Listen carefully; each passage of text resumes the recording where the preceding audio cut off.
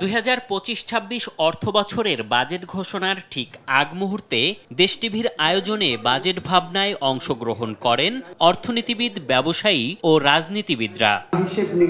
Budget প্রণয়নে ব্যয় দেখে আয় নির্ধারণ না করে আয় বুঝে ব্যয় নির্ধারণ করার পরামর্শ দেন অর্থনীতিবিদরা। বলেন, প্রত্যক্ষ কর বাড়ানোর কার্যকর পদক্ষেপ কোনো বাজেটেই দেখা মেলে না। এই সরকার তো ইন্টারিম, তারা অন্তত এই জায়গাটায় cut your coat according to your cloth, আয় বুঝে ব্যয়টা ঠিক করবে, ব্যয় দেখে আয় না।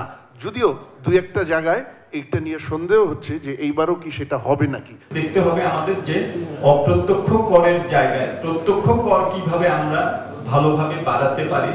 কর জালটাকে যদি আমাদের বাড়াতে হয় তাহলে প্রযুক্তিকে আমাদের নিয়ে আসতে হবে। আয়ের বড় উৎস রাজস্ব, যা রাজনীতিবিদদের হাতে থাকায় বারবারই রাজস্ব আদায় হোঁচট খাচ্ছে উল্লেখ করে আলোচকরা বলেন, যেখানে কর ছাড় দেয়া দরকার সেখানে বাড়ছে, যা অর্থনীতিকেই ক্ষতিগ্রস্ত করছে। তাই এনবিআরকে ঢেলে সাজানোর পরামর্শও দেন তারা।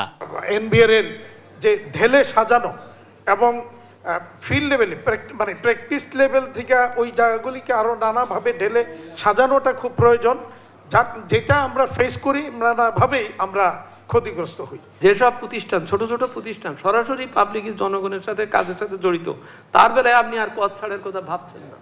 আপনি ওই যে বড়জন যে ফাঁকি দিয়েছে তার কথা ভেবে সেইটাকে এখানে অ্যাডজাস্ট করছেন। সেই জন্যই কর ছাড় দেওয়ার ব্যাপারেও একটা দৃষ্টিভঙ্গির পরিবর্তন প্রয়োজন হবে। সরকারের ঋণ নিয়ে ঋণ ও সুদ পরিশোধের সমালোচনা করে আলোচকরা বলেন, রাজনৈতিক শৃঙ্খলা ছাড়া অর্থনৈতিক শৃঙ্খলা ফেরানো সম্ভব না।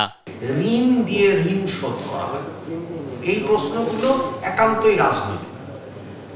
এবং আমরা সাম্প্রতিককালেও দেখছি, বিশেষ করে যে অন্তর্বর্তীকালীন সরকার, সেক্ষেত্রেও ঋণের পরিমাণ বাড়ছে এবং দিন দিন হু করে বাড়ছে। ক্ষুদ্র, কুটির, মাঝারি, স্মল, যাদেরকে আপনারা বলছেন, এরা আপনার মনে করে যে আমার 365 দিন পলিটিক্সে যারাই থাকুক আমাদের বিনিয়োগ করতে হবে, আমাদের অ্যাক্টিভিটিস করতে হবে, সেই জায়গাটাই আমাদেরকে ফান্ডের ফ্লো বাড়াইতে হবে। রাজনৈতিক শৃঙ্খলা ছাড়া অর্থনৈতিক শৃঙ্খলা আনতে পেরেছে বলে কোনো দেশের ইতিহাস নাই। বাজেট বরাদ্দের ক্ষেত্রে বৈষম্য তুলে ধরে আলোচকরা বলেন, সেবা খাতের কাঠামো তৈরি করলেও তা মানসম্মত না হওয়ায় সেখানে সেবা নেন না নির্মাতারাই। We need a fiscal responsibility act, জবাবদিহিতা বৃদ্ধি করা।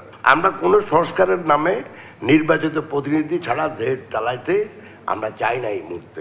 এটা আমরা শিক্ষা খাত ধরেন, বড় লোকের ছেলে হলে ইংরেজি স্কুলে যাচ্ছে। এটা আমরা স্বাস্থ্য খাত ধরেন, বড় লোক হলে বিদেশে চলে যাচ্ছে। এটা আমরা আয়ের বৈষম্য ধরেন, এটা আমরা সম্পদের বৈষম্য ধরেন। আমার এক ভাই বলে গেছে ভূমির বৈষম্য।